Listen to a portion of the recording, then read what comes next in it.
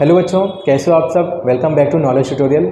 बच्चों, जैसे कि मैंने आपको बोला था कि आपके लिए जो मैं साइंस 1 की वीडियो लेके आने वाला हूँ। आज हम स्टार्ट करने वाले हैं साइंस 1 का पहला चैप्टर ग्रेविटेशन, क्लास 10th का। मैंने जो है अलजेब्रा में, ज्योमेट्री में तीन चैप्टर कंप्लीट कर लिए, first second and third sequence में कंप्लीट किया है। फर्स्ट सेकंड और थर्ड अलजेब्रा में, फर्स्ट सेकंड थर्ड ज्योमेट्री में। जो बच्चों ने अभी तक वीडियो नहीं देखा है या जिसको रिक्वायरमेंट है फर्स्ट चैप्टर, सेकंड चैप्टर या थर्ड चैप्टर की, तो आपको जो है लिंक आपको डिस्क्रिप्शन बॉक्स में मिल जाएगा। तो आप हमारे चैनल की प्लेलिस्ट में जाके जो है अलजेब्रा और ज्योमेट्री का तीनों चैप्टर आप देख सकते हो, जो कि आपके फर्स्ट यूनिट टेस्ट में आने वाले हैं और आपके फर्स्ट सेमेस्टर में भी रहेंगे। और बोर्ड एग्जाम में तो जाहिर सी बात है, बोर्ड एग्जाम में तो पूरा चैप्टर ही, पूरी टेक्स्ट बुक ही आएगी। तो आपको मैं स्टेप बाय स्टेप, जैसे ही आपके फर्स्ट सेमेस्टर में या फर्स्ट यूनिट टेस्ट में पोर्शन आएंगे, वैसे ही मैं आपके लिए क्या करूँगा, स्टेप बाय स्टेप क्या करूँगा, वीडियो लेके आऊँगा, ताकि आपका जो है पोर्शन जो है एग्ज़ाम के पहले कंप्लीट हो जाए और आप जो है एग्ज़ाम अच्छे से दे सको। तो आज हम स्टार्ट करने वाले हैं साइंस 1 का फर्स्ट चैप्टर ग्रेविटेशन। तो चलिए बच्चों शुरू करते हैं ग्रेविटेशन। लेकिन शुरू करने के पहले अगर से आप चैनल पर नए हो तो सब्सक्राइब करना मत भूलिएगा। वीडियो पूरी एंड तक का देखिएगा, तभी आपको कॉन्सेप्ट अच्छे से समझ में आएंगे। मैं कोशिश करूंगा कि जो है बहुत ही सिंपल तरीके से समझाऊं, ताकि आपको जो है चीज़ें जो है अच्छे से समझ में आए। तो चलिए शुरू करते हैं ग्रेविटेशन। लेकिन चैप्टर शुरू करने के पहले देखिए, आपके टेक्स्ट बुक में कुछ क्वेश्चन लिखे गए हैं, कैन यू रिकॉल करके, है ना। पेज नंबर 1 पे आपको क्या लिखा हुआ है, कैन यू रिकॉल। तो पहले हम जो है हम लोग एक एक चीज़ जो है कवर करेंगे यहाँ पे। तो जो आपके टेक्सचुअल क्वेश्चन है वो भी कवर करेंगे हम लोग, जो आपके टेक्स्ट बुक के अंदर क्वेश्चन है वो भी कवर करेंगे। तो हर एक चीज़ हम यहाँ पे कवर करने वाले हैं, जो भी एग्जाम्पल्स दी गई हैं वो भी हम कवर करेंगे। तो चलिए शुरू करते हैं। क्या लिखा है, कैन यू रिकॉल। तो पहला क्वेश्चन क्या लिखा हुआ, what are the effect of force acting on an object. अब सबसे पहले यहाँ पे एक टर्म आ गया फोर्स, जो कि आपने कहाँ पे पढ़ा है, क्लास 9th में पढ़ा है। तो मुझे बताएंगे फोर्स क्या होता है। फोर्स बेसिकली क्या होता है, टू पुश और pull of an object. To push और pull of an object. Force होता क्या है, पुश और pull of an object is called force. तो किसी भी चीज़ को आप फोर्स पुश करेंगे, है ना, या पुल करेंगे, उसको हम लोग क्या बोलते हैं, फोर्स बोलते हैं। अब इसकी यूनिट देख लेते हैं, एसआई यूनिट। फोर्स की एसआई यूनिट क्या होती है बच्चों, एसआई यूनिट इसकी क्या होती है, न्यूटन, NEWTON। इसको हम लोग कैपिटल N से डिनोट करेंगे। तो एग्जाम में बहुत बार क्वेश्चन आता है, 1 मार्क्स के लिए आता है, what is the SI unit of force. Force की एसआई यूनिट क्या है, न्यूटन है। CGS यूनिट भी देख लेते हैं, CGS यूनिट। मैंने आपको जैसे बताया कि मैं आपको एकदम बेसिक से पढ़ाऊंगा, हर एक चीज़ कवर करूंगा। तो जो कि आपके टेक्स्ट बुक में नहीं है वो भी मैं आपको पढ़ाने वाला हूं, ताकि आपका कॉन्सेप्ट जो एकदम क्रिस्टल क्लियर है। तो CGS यूनिट क्या होती है, डाइन। CGS यूनिट क्या होती है, DYNE, डाइन। फोर्स की CGS यूनिट क्या है, डाइन है। अभी एक चीज़ और मैं आपको बताने वाला हूँ, फोर्स कौन सी क्वांटिटी है। देखिए, 2 क्वांटिटी होती है, एक स्केलर क्वांटिटी होती है, एक वेक्टर क्वांटिटी होती है। कितनी क्वांटिटी होती है, 2। एक स्केलर होती है और एक क्या होती है, वेक्टर होती है। तो अब ये है क्या, what is scalar quantity and what is vector quantity. इसका नाम तो आपने सुना होगा, स्केलर और वेक्टर क्या होता है, लेकिन जो है आपको पता नहीं है कि ये है क्या एक्चुअल में। जो बच्चों को पता होगा वेल एंड गुड, जिसको नहीं पता है चलिए यहाँ पे देखते हैं, what is scalar quantity and what is vector quantity. देखिए, स्केलर क्वांटिटी क्या होती है, जिसके अंदर सिर्फ मैग्नीट्यूड होता है, जिसके अंदर क्या होता है, ओनली मैग्नीट्यूड, ओनली मैग्नीट्यूड। अब ये मैग्नीट्यूड क्या है अभी समझेंगे। वेक्टर क्वांटिटी क्या होता है, जिसके अंदर क्या होता है, मैग्नीट्यूड एंड डायरेक्शन, जिसके अंदर मैग्नीट्यूड भी होता है और डायरेक्शन भी होता है, उसको हम लोग क्या बोलते हैं, वेक्टर क्वांटिटी बोलते हैं। तो व्हाट इज़ फोर्स, इसका आंसर आप खुद बताओगे कि ये स्केलर क्वांटिटी है या वेक्टर क्वांटिटी। पहले आपको समझाता हूँ मैं कि ये मैग्नीट्यूड और डायरेक्शन है क्या। देखिए बच्चों, मैग्नीट्यूड मतलब क्या होता है, जैसे मैंने बोला कि अगर से कोई भी ऑब्जेक्ट के ऊपर मैं फोर्स लगा रहा हूँ, कोई भी ऑब्जेक्ट के ऊपर, जैसे ये बोर्ड है, इसके ऊपर मैंने अगर से क्या किया, फोर्स लगाया, तो जो मैंने फोर्स अप्लाई किया, फोर्स मैंने सपोज कितना यूज़ किया, 10 न्यूटन, क्योंकि फोर्स की यूनिट क्या होती है बच्चों, न्यूटन होती है। तो मैंने इसके ऊपर जो फोर्स लगाया वो कितना लगाया, 10 न्यूटन। तो यही जो 10 लिखा हुआ है, इसी को हम लोग क्या बोलते हैं, मैग्नीट्यूड बोलते हैं। ये जो 10 लिखा हुआ है इसको हम लोग क्या बोलते हैं, मैग्नीट्यूड बोलते हैं। समझ में आया मैग्नीट्यूड क्या होता है। तो जो भी आपको यूनिट लिखी होती है, 5, 10 नंबर्स, तो उसको हम लोग क्या बोलेंगे, मैग्नीट्यूड बोलेंगे। अब डायरेक्शन क्या है, डायरेक्शन तो बेसिकली आपको सबको पता है। तो जब हम किसी ऑब्जेक्ट के ऊपर फोर्स लगाते हैं तो एक पर्टिकुलर डायरेक्शन में जाता है। डायरेक्शन क्या होता है, चाहे वो ईस्ट में जाएगा, चाहे नॉर्थ में जाएगा, चाहे वेस्ट में जाएगा, चाहे वो साउथ डायरेक्शन में जाएगा। तो कोई भी एक डायरेक्शन में जाएगा। तो अगर से कोई भी ऑब्जेक्ट के ऊपर आप फोर्स लगाओगे तो उसका एक पर्टिकुलर क्या होगा, मैग्नीट्यूड होगा, और उसका क्या होगा, एक डायरेक्शन होगा। फॉर एग्जांपल कि यहाँ पे मैंने क्या लिखा, एक बॉल रखा, यहाँ पे मैंने क्या लिखा, एक बॉल रखा हुआ है। ये बॉल के ऊपर मैंने फोर्स अप्लाई किया, ये बॉल के ऊपर मैंने क्या किया, फोर्स अप्लाई किया। तो ये बॉल किस तरफ जाएगा, ये डायरेक्शन में मूव करेगा। बॉल कहाँ पे जाएगा, ये डायरेक्शन में मूव करेगा। और मैंने जो फोर्स अप्लाई किया, सपोज यहाँ पे फोर्स अप्लाई किया 5 न्यूटन, तो फोर्स मैंने कितना लगाया, 5 न्यूटन का लगाया। डायरेक्शन कहाँ पे गया, टूवर्ड्स ईस्ट। कौन सी डायरेक्शन में जा रही है, टूवर्ड्स ईस्ट डायरेक्शन में जा रहा है। तो अब मुझे बताओ फोर्स कौन सी क्वांटिटी है, स्केलर क्वांटिटी है वे या वेक्टर क्वांटिटी है। तो यहाँ पे अगर से मैंने फोर्स लगाया तो हमको क्या मिला, मैग्नीट्यूड मिला। हमको क्या मिला, मैग्नीट्यूड मिला। और हमको क्या मिला, डायरेक्शन भी मिला। कौन से डायरेक्शन में जा रहा है, तो फोर्स क्या है, it is a vector quantity. तो फोर्स क्या है, वेक्टर क्वांटिटी है। समझ में है आपको ये बेसिक कॉन्सेप्ट। तो अगर से यहाँ पे पूछा क्या है question, what are the effect of force. अगर से हम किसी भी ऑब्जेक्ट के ऊपर फोर्स लगाते हैं, और force acting on an object, कोई भी ऑब्जेक्ट के ऊपर फोर्स लगाते हैं, तो व्हाट आर द इफेक्ट्स, है ना। तो if we applied force to any object, अगर से हम कोई भी ऑब्जेक्ट के ऊपर फोर्स लगाते हैं तो क्या क्या हो सकता है, चलिए यहाँ पे देखते हैं। तो फर्स्ट पहले क्या हो सकता है, अगर से कोई भी ऑब्जेक्ट जैसे बॉल रखा हुआ है, इसके ऊपर मैंने फोर्स लगाया, तो ये क्या करेगा, डिस्प्लेसमेंट करेगा। डिस्प्लेसमेंट क्या होता है, मूवमेंट करेगा। बॉल के ऊपर अगर मैंने फोर्स लगाया तो क्या करेगा, मूव करेगा, है ना। तो पहली चीज़ तो ये हो सकती है। सेकंड क्या हो सकता है, अगर से हम कोई भी ऑब्जेक्ट के ऊपर फोर्स लगाते हैं तो क्या हो सकता है, change in the shape and size of an object. Change in the shape and size of an object. Example के तौर पर मैं समझाऊंगा। ये बॉल का तो एग्जाम्पल मैंने दे दिया, डिस्प्लेसमेंट होगा। अगर से ये बॉल के ऊपर मैं फोर्स लगाऊंगा तो बॉल क्या करेगा, आगे की डायरेक्शन में मूव करेगा। तो क्या हो रहा है, डिस्प्लेसमेंट हो रहा है। सेकंड क्या है, अगर से हम कोई भी ऑब्जेक्ट के ऊपर फोर्स लगाते हैं तो क्या इफेक्ट होगा, change in the direction of shape and size of an object. Change in the shape and size of an object. तो जो भी ऑब्जेक्ट होगा उसका शेप और साइज चेंज होगा। एग्जाम्पल के तौर पर समझते बच्चों। फॉर एग्जाम्पल मैंने बलून लिया, क्या लिया, बलून लिया। बलून के ऊपर मैंने फोर्स लगाया, ये बलून है सपोज, है ना। बलून के ऊपर मैंने क्या किया, फोर्स लगाया।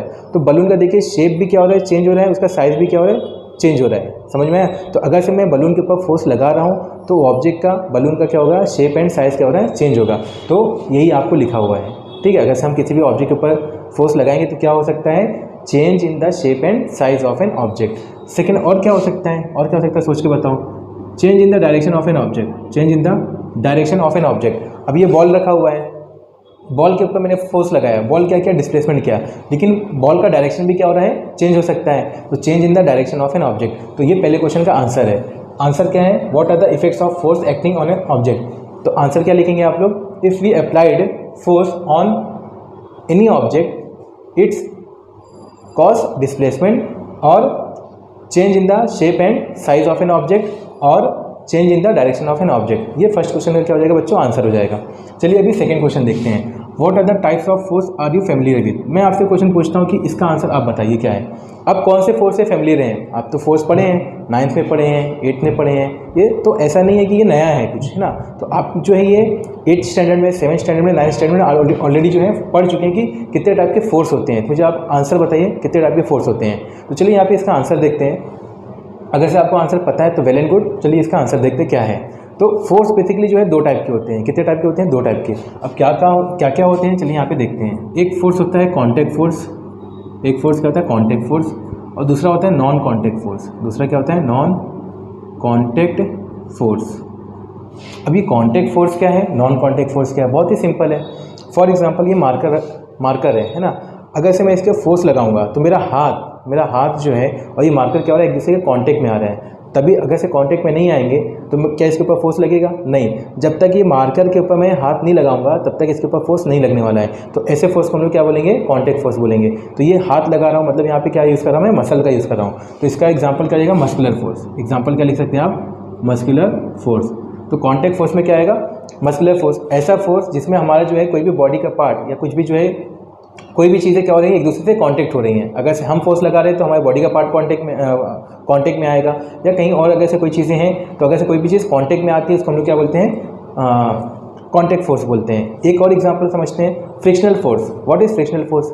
तो देखिए कोई भी ऑब्जेक्ट है, फॉर एग्जांपल ये बॉल की एग्जांपल लेते हैं। अगर से ये बॉल को मैंने ज़मीन में फेंका, बॉल को ज़मीन में फेंका, तो क्या ये बॉल जो है चलता जाएगा, क्या ये कभी रुकेगा नहीं। तो एक पर्टिकुलर टाइम के बाद जो है ये बॉल क्या हो जाएगा, स्टॉप हो जाएगा। लेकिन स्टॉप क्यों हुआ, इसके पीछे आपको लॉजिक पता है। ये बॉल स्टॉप इसलिए हुआ क्योंकि जो अर्थ है, सरफेस क्या लगा रहा है, एक फोर्स लगा रहा है। अगर से हम चल रहे हैं या बॉल ये क्या कर रहा है, मूव कर रहा है, डिस्प्लेसमेंट कर रहा है, तो सरफेस क्या करता है, एक फोर्स लगाता है जिसको हम लोग क्या बोलते हैं, फ्रिक्शनल फोर्स बोलते हैं। तो नीचे से सरफेस से क्या लगता है, फोर्स लगता है। कौन सा फोर्स है वो, फ्रिक्शनल फोर्स। अगर से ये फ्रिक्शनल फोर्स नहीं होता, सपोज अगर से ये फ्रिक्शनल फोर्स नहीं होता तो क्या होता, तो सरफेस कैसा रहता है, स्मूथ रहता। सरफेस कैसा होता है, स्मूथ रहता। तो ये बॉल अगर से हम फेंके हैं तो बॉल क्या होगा, कंटिन्यू चलते जाएगा, कभी भी रुकेगा नहीं।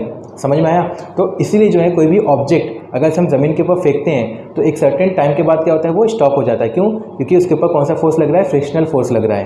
तो कॉन्टैक्ट फोर्स क्या है, कॉन्टैक्ट फोर्स की एग्जांपल क्या होगी, फ्रिक्शनल फोर्स। क्योंकि बॉल और अर्थ का सरफेस दोनों एक दूसरे के आया, कॉन्टैक्ट में आया कि नहीं आया, इसलिए किसकी एग्जांपल हो गई, फ्रिक्शनल फोर्स। किसका एग्जांपल हो गया, कॉन्टैक्ट फोर्स का एग्जांपल हो गया। और एक एग्जांपल देखते हैं, स्ट्रिंग फोर्स। क्या देखते हैं, स्ट्रिंग फोर्स। अभी आपने जो है ये रस्सी लिया, रस्सी में जो है ऐसा बॉल लिया, तो आप ऐसे ऐसे कर रहे हैं, रोटेट कर रहे हैं, है ना, रोटेट कर रहे हैं। तो रस्सी और बॉल के बीच में जो फोर्स लग रहा है वो कौन सा फोर्स है, स्ट्रिंग फोर्स। क्या है, स्ट्रिंग, STRING, स्ट्रिंग। तो स्ट्रिंग फोर्स भी क्या हो गया, कॉन्टैक्ट फोर्स। क्योंकि बॉल, रस्सी और हमारा हाथ क्या है, एक दूसरे से कॉन्टैक्ट में है ना। रस्सी को जो है किसने होल्ड किया है, हमारा हाथ ने, और स्टोन को किसने होल्ड करके रखा है, रस्सी ने होल्ड करके रखा है। तो स्ट्रिंग भी क्या हो गया, कॉन्टैक्ट फोर्स के बीच में आता है, इसमें इंक्लूड होता है। अभी हम लोग समझते हैं कि what is non contact force. ऐसे बहुत सारे एग्जांपल्स हैं, मैं आपको 2 ही 3 एग्जांपल्स दिया, क्योंकि बेसिकली हमारा चैप्टर क्या है, ग्रेविटेशन है, तो हमको इसके बारे में ज़्यादा डिस्कस नहीं करना है। तो सेकेंड एग्जाम्पल देखते हैं हम लोग नॉन कॉन्टैक्ट फोर्स की। तो what is non contact force, ऐसा फोर्स जो फोर्स तो लग रहा है लेकिन हम कोई भी ऑब्जेक्ट क्या है, एक दूसरे से कॉन्टैक्ट में नहीं है। फोर्स तो लग रहा है लेकिन ऑब्जेक्ट क्या है, कॉन्टैक्ट में नहीं है। अभी आप सोचोगे ऐसे कैसे हो सकता है सर, ऐसा होगा तभी तो ये क्या है, इसको क्या बोलते हैं हम लोग, नॉन कॉन्टैक्ट फोर्स बोलते हैं। तो इसकी एग्जांपल देके मैं समझाता हूँ आपको। For example magnetic force, magnet है। फॉर एग्जांपल आपने मैग्नेट लिया, कोई भी चीज़ें यहाँ पे रखी हुई है, आपने मैग्नेट ऐसे दिखाया है, तो ये चीज़ें क्या होगी, फटाक से क्या होगी, आके यहाँ पे चिपक जाएगी, है ना। तो मैग्नेटिक फोर्स क्या हो गया, कॉन्टैक्ट फोर्स हो गया, नॉन कॉन्टैक्ट फोर्स हो गया। तो आपने जो है कॉन्टैक्ट में लेके नहीं आया है ना, उसको आपने क्या किया, एक दूसरे के कांटेक्ट में नहीं आए, लेकिन क्या हुआ, फिर भी वो एक दूसरे को क्या किया, अट्रैक्ट किया। उसको हम लोग क्या बोलते हैं, नॉन कॉन्टैक्ट फोर्स। तो मैग्नेटिक फोर्स क्या है, नॉन कॉन्टैक्ट फोर्स है। एक और एग्जांपल समझाता हूँ आपको। आपने जो है स्कूल में 7th 8th 9th या 10th में आपने किया होगा ऐसा, है ना। तो क्या है कि हम लोग ने भी किया है। तो आप देखिए स्केल लेते हैं, स्केल, है ना। स्केल को जो है आपने ऑयल लगाया हुआ है, सर में क्या लगाया, ऑयल लगाया हुआ है। स्केल से जो है आपने ऐसा ऐसा ऐसा क्या किया, रब किया, और नीचे जो है आपने छोटे छोटे क्या किए, पेपर को इसने आपने जो है टेबल पर रख दिए। अब अगर से आप स्केल से ऐसा रब करके आप ऐसे करेंगे तो क्या होता है कि वो पेपर क्या होता है, अट्रैक्ट करता है, चिपकता है आके। तो वो भी किसकी एग्जाम्पल हो गई, नॉन कॉन्टैक्ट फोर्स को। तो ऐसे फोर्स को हम लोग क्या बोलते हैं, इलेक्ट्रोस्टैटिक फोर्स। क्या बोलते हैं, इलेक्ट्रोस्टैटिक फोर्स। तो इलेक्ट्रोस्टैटिक फोर्स भी किसकी एग्जांपल है, नॉन कॉन्टैक्ट फोर्स की एग्जांपल है। और एक लास्ट में बताता हूँ आपको, जो कि आपका क्या है, चैप्टर ही है। नेक्स्ट है लास्ट आपका नॉन कॉन्टैक्ट फोर्स की एग्जांपल क्या है, gravitational force. Gravitational force, gravitational force.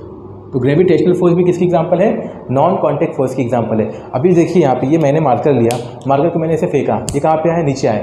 क्या अर्थ और मार्कर के बीच में कोई कांटेक्ट हो रहा है, नहीं हो रहा है, लेकिन फिर भी ये मार्कर मैंने ऐसा फेंका तो कहाँ पे आ रहा है, नीचे की तरफ आ रहा है। तो क्यों आ रहा है, क्योंकि कोई एक ऐसा फोर्स है जो ये मार्कर को अपनी तरफ क्या कर रहा है, खींच रहा है, जिसको हम लोग क्या बोलते हैं, ग्रेविटेशनल फोर्स बोलते हैं, जो कि आपका चैप्टर ही है, ग्रेविटेशन। ठीक है, तो ग्रेविटेशनल फोर्स भी क्या है, नॉन कॉन्टैक्ट फोर्स है। समझ में आया।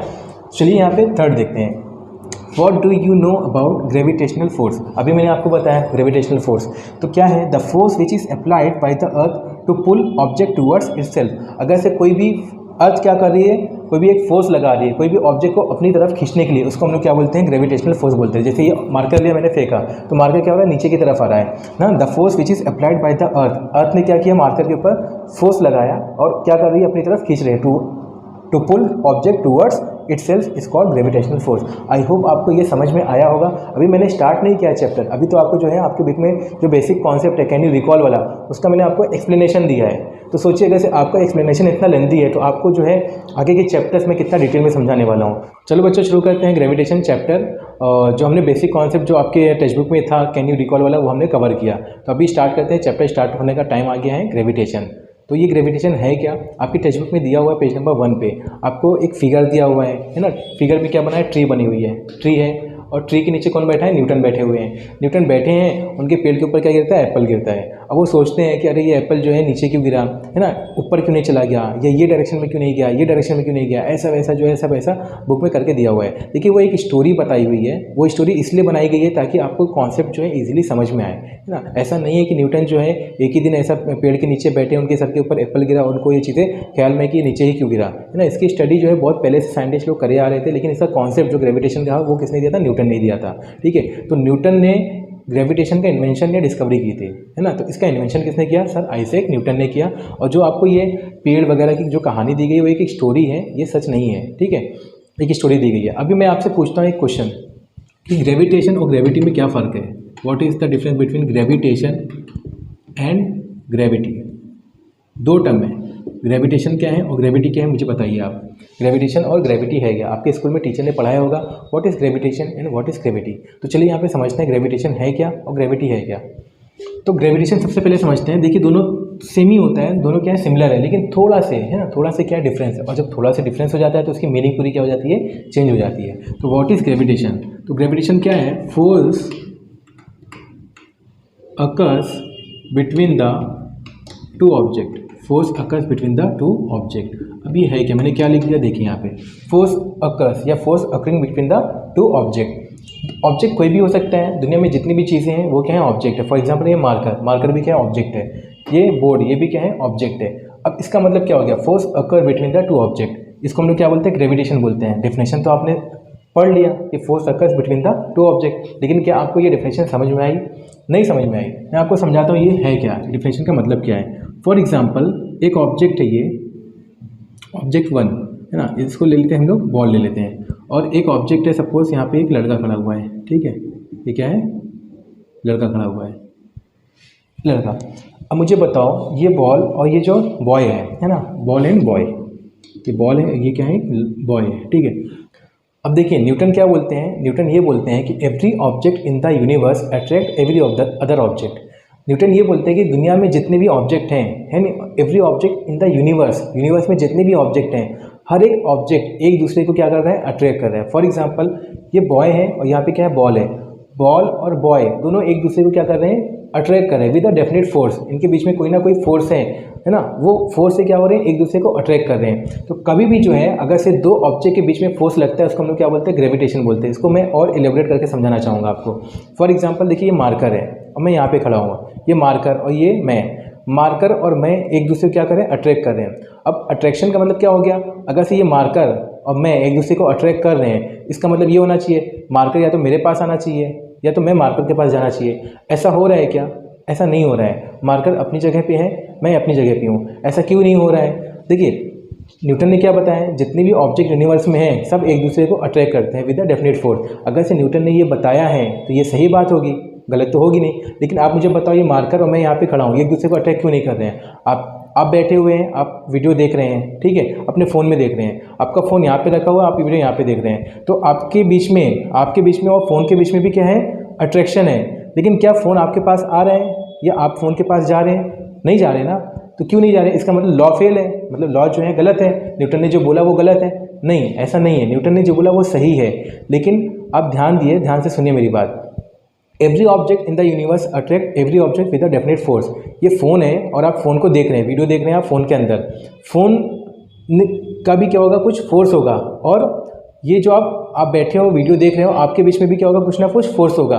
लेकिन जो दोनों के बीच में फोर्स है वो फोर्स बहुत ही कम होता है। फोर्स क्या होता है, बहुत ही कम होता है, जिसकी वजह से जो है कोई भी ऑब्जेक्ट एक दूसरे को जो है अट्रैक्ट इजीली नहीं कर पाता है। तो अगर से मैं, ये मार्कर है, मैं हूँ, तो हम दोनों के बीच में फोर्स है, लेकिन वो फोर्स क्या है, इतना कम है, इतना ज़्यादा कम फोर्स है, इतना कम है कि हम दोनों एक दूसरे को क्या कर रहे हैं, अट्रैक्ट नहीं कर पा रहे। लेकिन फिर भी जो है एक सर्टेन फोर्स से क्या हो रहा है, ये अट्रैक्ट हो रहा है। तो अगर से इसका प्रूफ आप चाहते हो तो अब कोई इसका प्रूफ भी मैं दूंगा, अभी धीरे धीरे आएगा, क्योंकि हर चीज़ें देखिए मैं एक साथ में समझा नहीं सकता हूँ, क्योंकि कॉन्सेप्ट बहुत ही बड़ा है। तो अभी फिलहाल आप इतना याद रखो कि every object in the universe attract each other with a definite force. तो कोई भी ऑब्जेक्ट एक दूसरे को अट्रैक्ट करते हैं, कोई भी ऑब्जेक्ट क्या करते हैं, एक दूसरे को अट्रैक्ट करते हैं। उन दोनों के बीच में क्या होता है, एक सर्टेन फोर्स होता है, एक सर्टेन फोर्स से क्या होते हैं, अट्रैक्ट होते हैं, जिसको हम लोग क्या बोलते हैं, ग्रेविटेशन। अभी अगर से ये एक दूसरे से अट्रैक्ट कर रहे हैं, ये एक दूसरे के पास में क्यों नहीं आ रहे हैं, इसका प्रूफ जो है, इसका प्रूफ मैं आपको दूंगा। लेकिन उसके लिए आपको थोड़ा पेशेंस रखना पड़ेगा, थोड़ा सब्र रखना पड़ेगा, क्योंकि अभी वो टॉपिक आया नहीं है। वो टॉपिक आएगा तो आपको खुद जो है समझ में आ जाएगा कि ये जो है एक दूसरे को अट्रैक्ट क्यों नहीं कर रहे हैं ना, पास में क्यों नहीं आ रहे। अट्रैक्ट तो कर रहे हैं, फोर्स ऑफ अट्रैक्शन तो है, लेकिन पास में क्यों नहीं आ रहे हैं वो आपको तभी समझ में आएगा। अभी समझते हैं व्हाट इज ग्रेविटी। आपको, आई होप आपको ये समझ में आएगा। तो force occurs between the two object, कोई भी दो ऑब्जेक्ट के बीच में फोर्स अगर से लगेगा उसको हम लोग क्या बोलते हैं, ग्रेविटेशन बोलते हैं। And what is gravity? तो ग्रेविटी है क्या, force occurs between the earth and the object बस इतना फ़र्क है। अगर से किसी के बीच में फोर्स लग रहा है, किसके बीच में, अर्थ और ऑब्जेक्ट के ऊपर, मान लो ये मार्कर है, ठीक है, ये मार्कर है और नीचे क्या है, अर्थ है ना। अर्थ क्या करेगी, मार्कर को अपनी तरफ खींचेगी, है ना, एक सर्टेन फोर्स से खींचेगी। तो अर्थ और मार्कर के बीच में जो फोर्स लग रहा है उसको हम लोग क्या बोलते हैं, ग्रेविटी बोलते हैं, उसको हम लोग क्या बोलते हैं, ग्रेविटी बोलते हैं। ठीक है, मैं यहाँ पे खड़ा हूँ, ठीक है, मेरे बीच में और अर्थ के बीच में क्या लग रहा है, फोर्स लग रहा है, ठीक है, तो उसको हम लोग क्या बोलेंगे, ग्रेविटी बोलेंगे। तो अगर से किसी भी ऑब्जेक्ट के ऊपर अर्थ और ऑब्जेक्ट के बीच में क्या लग रहा है, फोर्स लग रहा है ना, force occurs between the earth and the object is called gravity. I hope आपको ये कॉन्सेप्ट समझ में आएगा, ग्रेविटी और ग्रेविटेशन है क्या। ठीक है, तो चलिए अभी देखते हैं कुछ ग्रेविटेशनल फोर्स के बारे में, है ना, कुछ चीज़ें और पढ़ते हैं ग्रेविटेशनल फोर्स के बारे में। तो ग्रेविटेशनल फोर्स की डेफिनेशन मैंने आपको बताई, क्या होता है वो, है ना, कोई भी ऑब्जेक्ट, अर्थ क्या करती है, कोई भी चीज़ों को अपनी तरफ खींचती है। लेकिन सपोज ये अर्थ है, सपोज क्या है, ये अर्थ है ना, यहाँ पे जो है बॉल रखा हुआ है, यहाँ पे बॉल रखा हुआ है। तो मैंने क्या बताया, ग्रेविटेशनल फोर्स क्या होता है, अर्थ क्या करेगी, कोई भी ऑब्जेक्ट को अपनी तरफ पुल करेगी, है ना, अपनी तरफ पुल करेगी। लेकिन कहाँ पे पुल करेगी, तो जो बॉल है वो तो जाएगा अर्थ की तरफ, क्यों जाएगा, because of the gravitational force. Earth जो है, जो फोर्स लगा रही है, वो फोर्स को हम लोग क्या बोलते हैं, ग्रेविटेशनल फोर्स बोलते हैं। लेकिन कहाँ पर जाएगा ये, towards the centre of the earth. तो जो अर्थ जो है फोर्स लगा रहा है वो कहाँ पर लग रहा है, towards the centre of the earth. तो ये बॉल जो जाएगा वो कहाँ पर जाएगा, टूवर्ड्स द सेंटर जाएगा, है ना, कहाँ पे जाएगा ये, towards the centre. For example ball यहाँ पे रखा हुआ है, तो आप बोलोगे कि ग्रेविटेशन क्या होता है, कोई भी ऑब्जेक्ट अर्थ की तरफ अट्रैक्ट होता है या नीचे की तरफ जाता है, उसको हम लोग ग्रेविटेशन बोलते हैं। नहीं, ये गलत डेफिनेशन है। ग्रेविटेशन क्या है, कोई भी ऑब्जेक्ट अर्थ क्या करती है, अपनी तरफ खींचती है टुवर्ड्स द सेंटर, है ना, कोई भी ऑब्जेक्ट अर्थ की तरफ अट्रैक्ट होता है, लेकिन कहाँ पे अट्रैक्ट होता है, towards the centre of the earth, उसको हम लोग क्या बोलते हैं, ग्रेविटेशन बोलते हैं। ठीक है, तो ग्रेविटेशन होता क्या है, कोई भी ऑब्जेक्ट अगर से अर्थ के सेंटर की तरफ क्या हो रहा है, अट्रैक्ट हो रहा है। तो ये बॉल है, बॉल कहाँ पे गिरेगा, towards the centre of the earth. मान लेते हैं ये अर्थ का सेंटर है, तो बॉल यहाँ पे गिरेगा। ये बॉल है, ये बॉल कहाँ पे गिरेगा, इस तरफ आके गिरेगा, towards the centre of the earth. उसको हम लोग क्या बोलते हैं, ग्रेविटेशन बोलते हैं। इतना आप लोगों को समझ में आया। फिर आपकी बुक में लिखा हुआ है, कैन यू रिकॉल या डू यू नो। आपको न्यूटन का लॉज पूछा है, what are the laws of 3 laws of the Newton. Newton के आपके 3 लॉज जो हैं वो आपको पूछा है। तो पहला लॉ मैं आपको बताता हूँ, what are the 3 laws of Newton. आप मुझे बताइए, आपने जो है 9th स्टैंडर्ड में पढ़ा है, 9th स्टैंडर्ड में जो है न्यूटन के 3 लॉ थे। तो पहला लॉ आप बताएंगे क्या है, न्यूटन का पहला लॉ क्या बोलते हैं, लॉ ऑफ इनर्शिया। इसको हम लोग क्या बोलते हैं, लॉ ऑफ इनर्शिया के नाम से भी जानते हैं, लॉ ऑफ इनर्शिया, है ना। मैं आपको पूरा जो है सेंटेंस एक्सप्लेन करके नहीं देने वाला हूँ, है ना, मतलब कि सेंटेंस जो है लिख के नहीं देने वाला हूँ आपको। मैं एक्सप्लेन तो पूरा कर दूंगा, लेकिन आपको सेंटेंस जो आपको खुद जो है पढ़ना है।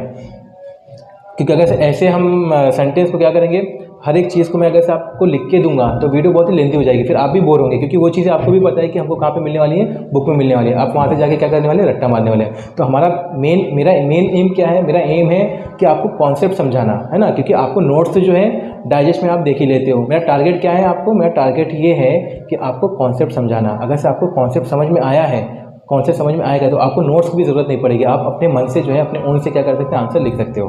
तो चलिए यहाँ पे देखते हैं न्यूटन का first law, what are the Newton's laws of motion. तो न्यूटन का पहला लॉ क्या है, law of inertia. Law of inertia होता क्या है, लॉ ऑफ इनर्शिया न्यूटन का पहला लॉ ये बोलता है कि कोई भी ऑब्जेक्ट अगर से रेस्ट पे है, फॉर एग्जांपल कि यहाँ पे मैंने ये बॉल है, ठीक है, ये बॉल कब तक रेस्ट पे रहेगा, when an external unbalance force is applied to this object. कोई भी ऑब्जेक्ट अगर से रेस्ट पे है तो वो रेस्ट पे ही रहेगा, अगर से वो मोशन में है तो मोशन में ही रहेगा। कोई भी ऑब्जेक्ट ऐसे चल रहा है, मैं चल रहा हूँ, मान लीजिए मैं चल रहा हूँ, ठीक है, तो मैं कब तक चलूँगा, जब तक जो है कोई भी एक फोर्स अप्लाई नहीं होगा, ठीक है, when an external unbalance force is applied to that object. तो कोई भी ऑब्जेक्ट रेस्ट पे है तो रेस्ट पे रहेगा, चल रहा है, मूव कर रहा है, मोशन में है तो वो मोशन में ही रहेगा। कब तक रहेगा, जब तक कोई एक एक्सटर्नल अनबैलेंस फोर्स अप्लाई नहीं होगा। फॉर एग्जांपल बॉल रेस्ट पे, कब तक रेस्ट पे रहेगा, ये रेस्ट पे ही रहेगा। कब तक रेस्ट पे रहेगा, जब तक एक्सटर्नल अनबैलेंस फोर्स अप्लाई नहीं होगा। तो मैंने जो फोर्स अप्लाई किया है बॉल के ऊपर, तो कौन सा फोर्स है, ये मस्कुलर फोर्स। तो मैंने एक फोर्स लगाया, कौन सा फोर्स लगाया, मस्कुलर फोर्स लगाया, तभी जाके ये बॉल क्या मूव किया, है ना। तो यही न्यूटन का पहला लॉ है, कोई भी ऑब्जेक्ट अगर से रेस्ट पे है तो रेस्ट पे रहेगा, अगर से वो मोशन में है तो मोशन में रहेगा, जब तक कि एक्सटर्नल फोर्स अप्लाई नहीं होगा वो ऑब्जेक्ट के ऊपर। This is called the Newton first law of motion, that is called the law of inertia. What is the Newton second law of motion, इसको हम लोग क्या बोलते हैं, देखिए ये याद रखिए, फॉर्मूला बहुत ही इंपॉर्टेंट फॉर्मूला है। फॉर्मूला क्या है, फादर इज इक्वल टू माँ, ये आपको याद रखना है, फादर इज इक्वल टू माँ।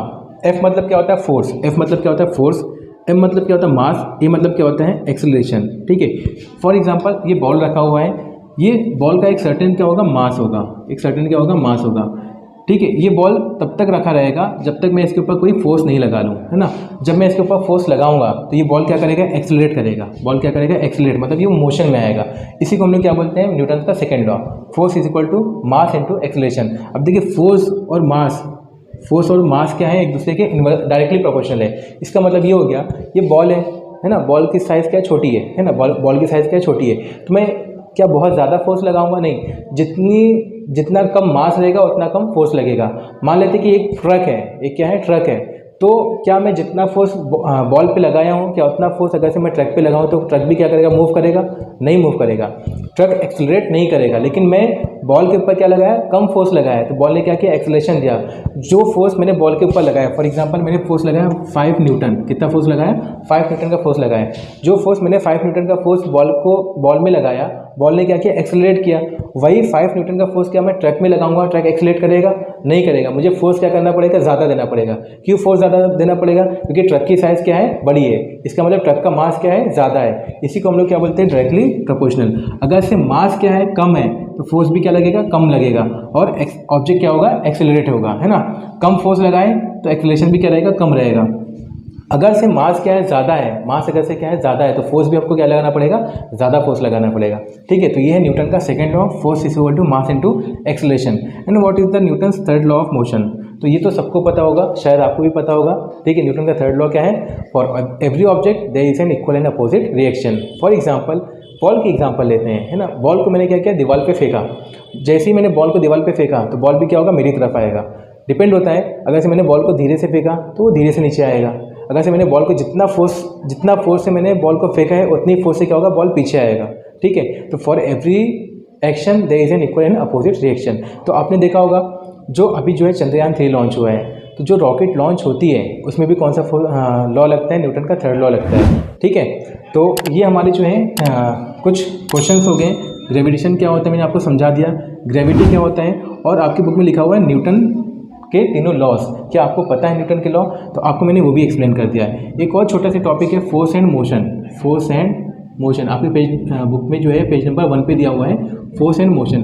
फोर्स तो मैंने जो है एकदम स्टार्टिंग में आपको डिटेल में बताया, टू पुश और pull of an object. Force की मैंने क्या बताई, यूनिट बताई, इसकी यूनिट क्या होती है, न्यूटन होती है। इसकी सीजीएस यूनिट क्या होती है, डाइन होती है। और फोर्स क्या है, वेक्टर क्वांटिटी है। स्केलर क्वांटिटी, वेक्टर क्वांटिटी क्या होता है, वो भी मैंने आपको डिटेल में समझाया है। एंड व्हाट इज मोशन, तो मोशन मुझे बताइए, आपने मोशन है क्या। तो आपने जो है 9th स्टैंडर्ड में जो है फर्स्ट चैप्टर में देखा था कि मोशन क्या है। अगर से आपने भूल गए हैं कोई बात नहीं, मैं आपको यहाँ पे बताता हूँ मोशन होता क्या है। तो मोशन क्या होता है, movement of an object. Motion क्या है, movement of an object with respect to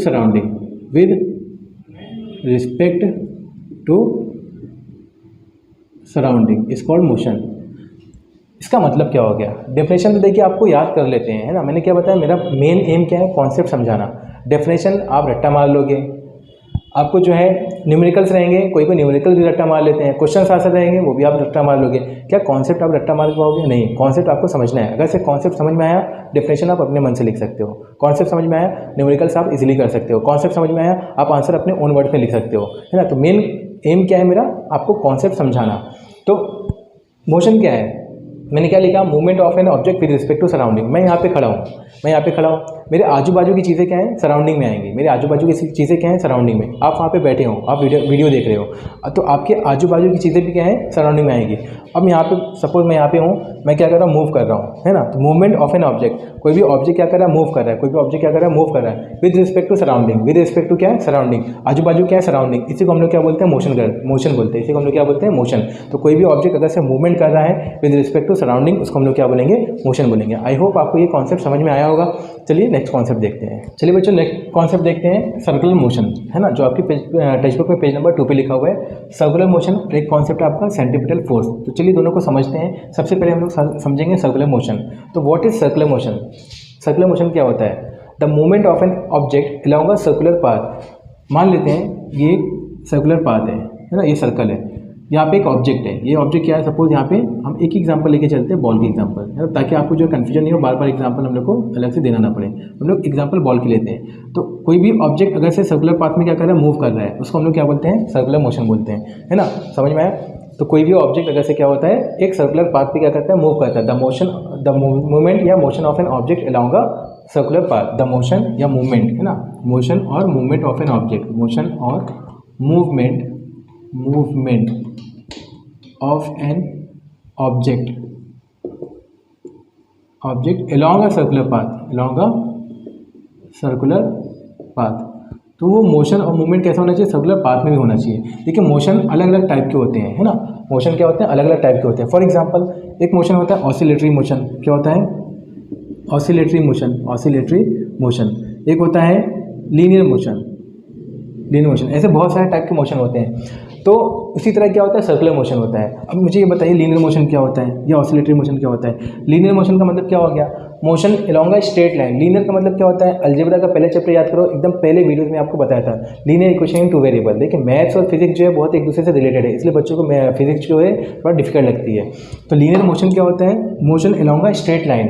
अगर से मैं चल रहा हूँ, motion along a straight line, एक स्ट्रेट लाइन में क्या हो रहा है, मोशन हो रहा है, एक स्ट्रेट लाइन में क्या हो रहा है, मोशन हो रहा है, उसको हम लोग क्या बोलते हैं, लीनियर मोशन बोलते हैं, उसको हम लोग क्या बोलते हैं, linear motion. What is oscillatory motion, oscillatory motion क्या है, तो ऑसिलेटरी मोशन क्या हो, टू एंड फ्रो मोशन, इसको हम लोग क्या बोलेंगे, ऑसिलेटरी मोशन बोलेंगे, टू एंड फ्रो। मैंने आपको क्या बताया, डेफिनेशन आप रट्टा मार सकते हो, लेकिन कॉन्सेप्ट आप रट्टा नहीं मार सकते, कॉन्सेप्ट को आपको समझना पड़ेगा। अब ये वर्ड आ गया टू एंड फ्रो, आधे बच्चे तो ऐसे होंगे, अरे ये क्या लिख दिया सर ने, है ना, टू एंड फ्रो का मतलब क्या होता है। फॉर एग्जाम्पल आपने पेंडुलम देखा होगा, ये पेंडुलम है, सपोज पेंडुलम क्या होता है, ऐसे ऐसे मूव करता है ना, पेंडुलम क्या होता है, ऐसे ऐसे। तो अगर से कोई भी मोशन क्या हो रहा है, ऐसे हो रहा है, ऐसे, टू एंड फ्रो, इसी को हम लोग क्या बोलते हैं, टू एंड फ्रो बोलते हैं। तो ऐसे मोशन को हम लोग क्या बोलते हैं, ऑसिलेटरी मोशन बोलते हैं। इसके बारे में जो है चैप्टर आपको 12th में है ना, ऑसिलेशन करके चैप्टर है, तो आप वहाँ पे आपको डिटेल में आप स्टडी करोगे, तो ये सब जितने टाइप के मोशन है आपको सब 12th में मिलेंगे। तो इसलिए आपको ये जो है बेसिक कॉन्सेप्ट आपको पता होना चाहिए। इसलिए मैं देखो कुछ एक्स्ट्रा चीज़ें भी बता रहा हूँ जो आपके टेक्स्ट बुक में नहीं है, ताकि जब आप 11th में जो है साइंस लोगे तो आपको जो है ये सब वर्ड से, ये सब नाम से क्या करोगे, आप अवेयर रहोगे कि हाँ किसी टीचर ने हमको ये पढ़ाया था, तो उस टाइम पे आप हमको याद करेंगे। ठीक है, तो ऑसिलेटरी मोशन क्या होता है, टू एंड फ्रो मोशन। तो जो मोशन कैसा होता है, टू एंड फ्रो होता है, उसको हम लोग ऑसिलेटरी मोशन बोलते हैं। लीनियर मोशन क्या होता है, motion along a straight line, कोई भी मोशन स्ट्रेट लाइन में होता है उसको हम लोग क्या बोलते हैं, लीनियर मोशन बोलते हैं। उसी तरह सर्कुलर मोशन है, सर्कुलर मोशन क्या होता है, motion of an object along a circular path. तो कोई भी सर्कुलर पाथ पे जो है मोशन होता है उसको हम लोग क्या बोलते हैं, सर्कुलर मोशन बोलते हैं। इसके बारे में बहुत सारे एग्जांपल्स हैं, कुछ एग्जांपल मैं आपको देता हूँ।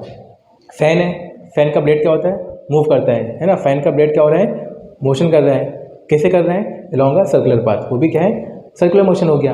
फिर आपने पढ़ा होगा एटम है, एटम के अंदर क्या होता है, न्यूक्लियस होता है, और ये बाहर क्या होता है, ऑर्बिट होता है। इलेक्ट्रॉन क्या करता है, ये ऑर्बिट के अराउंड में क्या करता है, रेवोल्यूशन करता है, इसी को हम लोग क्या बोलते हैं, सर्कुलर मोशन। तो ये भी क्या कर रहे हैं, सर्कुलर मोशन कर रहा है। और एग्जांपल देखते हैं, सन है, मान लेते हैं ये सन है, आने वाला है टॉपिक, आने वाला ये वाला, ये सन है, सन के अराउंड में जितने भी प्लैनेट्स हैं, ये प्लैनेट्स क्या करते हैं, सन के अराउंड में रिवोल्यूशन करते हैं। तो ये भी क्या हो गया, सर्कुलर मोशन हो गया। तो motion along a circular path, तो कोई भी ऑब्जेक्ट अगर से सर्कुलर पाथ में क्या कर रहा है, मोशन कर रहा है, उसको हम लोग क्या बोलते हैं, सर्कुलर मोशन। आई होप आपको इतनी सारी एग्जांपल देके आपका कॉन्सेप्ट ये समझ में आ गया होगा। अभी हम लोग पढ़ते हैं कॉन्सेप्ट सेंट्रीपिटल फोर्स। अब ये क्या है ये समझते हैं।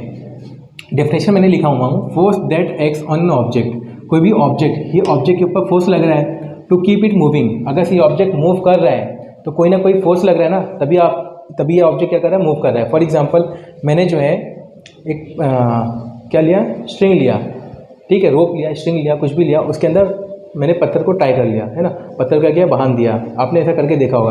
और आप पत्थर को ऐसे ऐसे घुमा रहे हैं, पत्थर को आप क्या कर रहे हैं, ऐसे ऐसे घुमा रहे हैं, तो पत्थर भी क्या कर रहा है, इट परफॉर्म सर्कुलर मोशन, पत्थर क्या कर रहा है, सर्कुलर मोशन कर रहा है। तो लेकिन कुछ चीज़ कोई ना कोई चीज़ तो होगी ना जो ये पत्थर क्या कर रही है, सर्कुलर मोशन करने पे मजबूर कर रही है ना, कोई ना कोई चीज़ होगी जिसकी वजह से पत्थर क्या कर रहा है, ये सर्कुलर मोशन कर रहा है। तो वही यहाँ पे है, force that acts on an object to keep it moving along a circular path. तो ये बॉल है ना, ये बॉल स्ट्रिंग से टाई है, ये बॉल सर्कुलर मोशन कर रहा है, तो कोई ना कोई तो फोर्स लग रहा है जिसकी वजह से बॉल क्या कर रहा है, ये सर्कुलर मोशन कर रहा है, and is directed towards the centre of the circle. तो ये जो बॉल है सर्कुलर मोशन कर रहा है, तो इसका डायरेक्शन कहाँ पे है, टुवर्ड्स द सेंटर।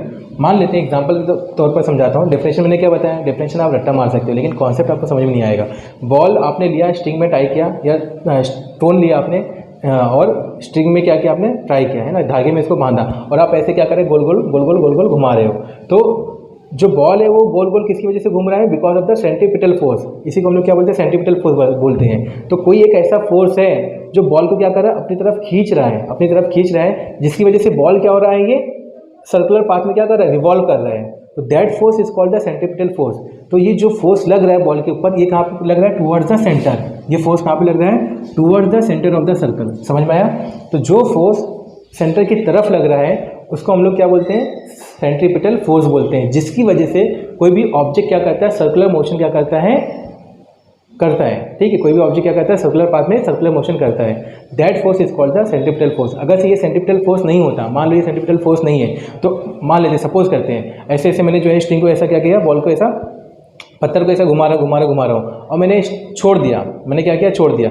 तो क्या होगा, जो ये बॉल है या जो स्टोन है वो क्या होगा, ये जो है चला जाएगा, बहुत दूर चला जाएगा। क्यों? क्योंकि उसके पास क्या आ गई, वेलोसिटी आ गई। जब मैं इसको गोल गोल घुमा रहा हूँ तो उसके अंदर क्या आ गई, वेलोसिटी आ गई। अब वो रुकेगा तो है नहीं, है ना। अब उसके अंदर वेलोसिटी आ गई तो क्या होगा, वो दूर चला जाएगा। लेकिन कहाँ पे जाएगा, कैसे जाएगा, इट मूव टेंजेंशियली, है ना। कैसे जाएगा, कौन से डायरेक्शन में जाएगा, टेंजेंशियल डायरेक्शन में जाएगा। टेंजेंट पढ़े हो, सर्कल अभी खत्म किया मैंने, आपको बताया था ये सर्कल है और ये जहाँ से कोई भी एक लाइन स्ट्रेट जाती है और एक पॉइंट पे टच होती है ना। यहाँ पे एक पॉइंट पे क्या होती है, सर्कल के टच हो रही है, इसको हम लोग क्या बोलते हैं, टेंजेंट बोलते हैं। तो ये जो बॉल है, तो ये बॉल जब जाएगा, अगर से मैं ये फोर्स हटा लेता हूँ, है ना, रस्सी को मैंने छोड़ दिया, तो बॉल कहाँ पे जाएगा, कौन से डायरेक्शन में जाएगा, टेंजेंशियल डायरेक्शन में जाएगा। कहाँ पे जाएगा, टेंजेंशियल डायरेक्शन। याद रखिए, ये कभी कभी एग्जाम में पूछ लेगा आपको। तो समझ में आया सेंट्रीपिटल फोर्स क्या होता है। तो चलिए शुरू करते हैं Kepler's planetary laws of motion. तो एंशिएंट टाइम से जो है जितने भी साइंटिस्ट थे, जो भी साइंटिस्ट थे, वो क्या कर रहे थे, प्लेनेट की स्टडी कर रहे थे, है ना। प्लेनेट मतलब कि अर्थ से जो चीज़ें दिखती हैं, दो स्टार्स हो गया, मून हो गया, है ना। तो वो लोग सोचते थे, अब मून हम लोग को दिखता है, मून के बारे में उन्होंने लिखा, स्टार्स दिखते हैं तो स्टार्स के बारे में लिखेंगे। लेकिन कुछ प्लेनेट हैं, है ना, बहुत सारे प्लेनेट हैं जो हम लोग को दिखते नहीं। फॉर एग्जाम्पल मार्स आपको दिखता है क्या, जुपिटर दिखता है ना, सैटर्न दिखता है, नहीं दिखता है ना। हम लोग को सिर्फ मून दिखता है, जो हमारी क्या है, सैटेलाइट है, हम लोग को वही नज़र आती है। और हमारा प्लेनेट जो अर्थ है, तो वो जो है जो चीज़ों को देख सकते थे उसके बारे में लिखा, उसके बारे में थ्योरी लिखा, जो भी उनको समझ में आया उसको स्टडी करके उन्होंने लिखा। लेकिन बाद में आते कौन है, बाद में आते हैं गैलीलियो, है ना। गैलीलियो जब आते हैं तो वो इन्वेंशन करते हैं किसका, टेलीस्कोप का। जब वो टेलीस्कोप का इन्वेंशन करते हैं, अब साइंटिस्ट लोग को और जो है क्या हो गया, एक्साइटमेंट बढ़ गया, एक्साइटमेंट का लेवल क्या हो गया, बढ़ गया। क्यों? टेलीस्कोप का इन्वेंशन हो गया। टेलीस्कोप क्या करता है, जो दूर की चीज़ें होती हैं हम उसको टेलीस्कोप से क्या करते हैं, देखते हैं, देख सकते हैं, है ना। जो चीज़ें हमको अपनी आँखों से नहीं दिखती है, जो चीज़ें हम अपनी आँख से नहीं देख सकते हैं, वो हम टेलीस्कोप के जरिए देख सकते हैं। और वो इसमें इमेज भी बनेगी, कैसी बनती है, एनलार्ज बनेगी, बड़ी इमेज बनती है। तो टेलीस्कोप के इन्वेंशन के बाद जो है बहुत सारे प्लैनेट्स के बारे में जो है साइंटिस्ट लोगों ने स्टडी करना स्टार्ट किया। उनके बाद आते हैं केप्लर्स, है ना। उन सब में साइंटिस्ट जो थे, जो प्लैनेट की स्टडी कर रहे थे, उसमें केप्लर्स भी थे। तो केप्लर्स जो जोहानेस केप्लर्स है ना, तो ये जो है लॉज दिए, है ना। इन्होंने क्या बोला, इन्होंने जो प्लैनेट के बारे में जो स्टडी किया, उन्होंने क्या दिया, लॉज दिया। तो इसी को हम लोग क्या बोलते हैं, Kepler's planetary laws of motion बोलते हैं। तो इसीलिए टॉपिक का नाम क्या है, Kepler's planetary laws of motion. क्योंकि प्लैनेट की स्टडी तो बहुत सारे साइंटिस्ट कर रहे थे, लेकिन सबसे पहले जो लॉज दिए हैं वो किसने दिया था, केप्लर्स ने दिया था। तो आइए समझते हैं कि Kepler's planetary laws of motion है क्या। केप्लर ने बेसिकली 3 लॉज दिए थे, 3 लॉज दिए थे। ये तीनों आपके एग्जाम में आता है, 3 मार्क्स के लिए आता है। एग्जाम में क्या आएगा, right the 3 laws of Kepler's. अगर से 3 नहीं आए तो आपको 1 आएगा, 1 आएगा तो 1 मार्क्स लिए, 2 लॉज आएंगे तो 2 मार्क्स के लिए, 3 लॉज आएंगे तो 3 मार्क्स के लिए। लेकिन ये तो पक्का है कि केप्लर्स के लॉज एग्जाम में 100% पूछता ही है। तो चलिए यहाँ पे समझते हैं, एक एक लॉ करके हम लोग एक एक लॉ जो है हम लोग समझेंगे। लेकिन लॉज जो है समझने के पहले कुछ आपको कॉन्सेप्ट भी समझना पड़ेगा। अगर इसमें आपको लॉज जो है फर्स्ट लॉ अगर से बता दिया और आपको अगर से कॉन्सेप्ट क्लियर नहीं है तो आपको पहला लॉ ही समझ में नहीं आएगा, है ना। मैंने आपको क्या बताया, ये तो आप रट्टा मार सकते हो, है ना, आप ये रट्टा मार के एग्जाम में लिख सकते हो, लेकिन क्या आपका कॉन्सेप्ट क्लियर रहेगा, नहीं क्लियर रहेगा। तो मेरा टारगेट, मेरा एम, मैंने वापस से बताऊँ, मेरा टारगेट, मेरा एम क्या है, आपको कॉन्सेप्ट समझाना। आपको कॉन्सेप्ट जो स्ट्रॉन्ग होना चाहिए। कॉन्सेप्ट अगर से कॉन्सेप्ट इज पावर। सपोज ये क्या है, कोन है, कोन वाली जो आइसक्रीम आप खाते हो वो आप भी इसको ट्राई कर सकते हैं। आप कोन लेके आइए, जो आइसक्रीम होती है ना वो कोन लेके आइए। अब इसको इंक्लाइन करके काटिए। कैसे काटेंगे आप इसको, इंक्लाइन क्या करेंगे, कट करेंगे। कैसे कट करेंगे, इंक्लाइन। तो देखिए आपको अगर से आप इसको इंक्लाइन कट करते हैं तो आपको कुछ ऐसा मिलेगा, ठीक है, ऐसा मिलेगा, ये ऐसा मिलेगा, है ना। आप कट करके देखिएगा आपको ऐसे ही मिलेगा। तो ये जो चीज़ मिली है इसको हम लोग क्या बोलते हैं, एलिप्स बोलते हैं। क्या बोलते हैं, एलिप्स, ELLIPS। इसको हम लोग क्या बोलते हैं, एलिप्स। अब देखिए सर्कल और एलिप्स में जो है थोड़ा सा डिफरेंस है। देखिए ये सर्कल है, सपोज ये क्या है, दिस इज़ द सर्कल, है ना।